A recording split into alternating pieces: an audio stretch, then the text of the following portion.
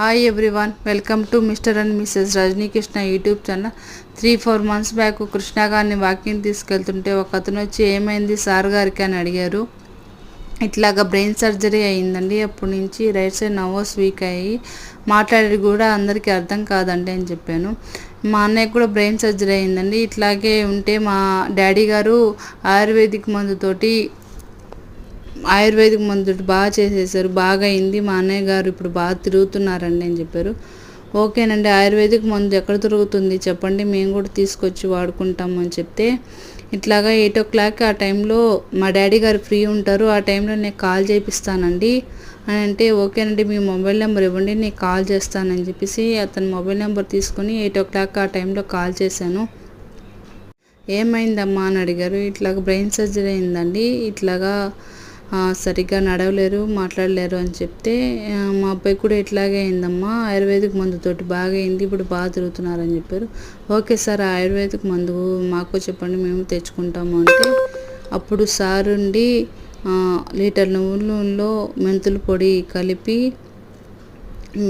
తులసాకులు వేసి అవి వేడిగా ఉన్నప్పుడే ఆయుర్వేద మందు తీసుకొస్తాను, దాంట్లో ఇవి మిక్స్ చేసుకొని పుయ్యాలి అని చెప్పారు. ఓకే సార్, ఎక్కడ దొరుకుతుంది చెప్పండి సార్ అన్నప్పుడు, పలానా దగ్గరికి 35,000 అమౌంట్ తీసుకొని రామ్మా, నేను మందు తెచ్చిస్తాను అన్నారు. అతను అట్లా అమౌంట్ చెప్పగానే అతని మీద నమ్మకం పోయి ఇంకా అతనితోటి మాట్లాడడం కాల్ కట్ చేసేసాను.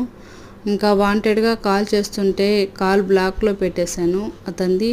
నిన్న మావయ్య గారు మామూలుగా డైలీ వాకింగ్ చేస్తుంటారు, నిన్న ఉండి సడన్గా వచ్చి ఒక అతను వచ్చి ఏమైంది సార్, మోకాళ్ళ నొప్పులు ఏమైనా ఉన్నాయా అని చెప్పి ఒక అతను వచ్చి పలకరించారు. అవునండి అని చెప్పి వాళ్ళు మాట్లాడుతూ ఇట్లా మా అబ్బాయి కూడా బాగాలేదండి, ఇట్లాగా సరిగ్గా నడవలేరు, మాట్లాడలేరు అని చెప్తే, అతను ఉండి మా అబ్బాయి కూడా ఇట్లాగే అయిందండి, ఆయుర్వేదిక్ మందుతోటి బాగా అయిపోయింది, బాగా తిరుగుతున్నారు అని చెప్పారు. ఆయుర్వేదిక్ మందుతోటి బాగా అయిపోయింది, బాగా తిరుగుతున్నాడు మా అబ్బాయి అని చెప్పారు.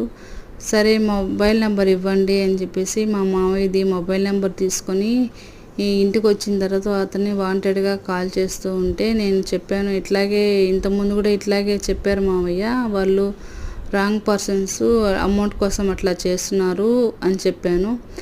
తీరా ఇంకా ఒకసారి మాట్లాడమ్మా, మంచుకో చెడుకో ఒకసారి మాట్లాడమని చెప్పారు మావయ్య గారు. ఓకే అని మాట్లాడితే, తీరా నాకు ఇంతకుముందు చెప్పిన వాళ్ళే వీళ్ళు ఒకటేను, మా పరిస్థితిని వాళ్ళు క్యాచ్ చేయాలనుకుంటున్నారు. ప్రతి ఒక్కరూ గ్రహించి ముందడుగు వేయండి. Please like, share, subscribe my channel. Please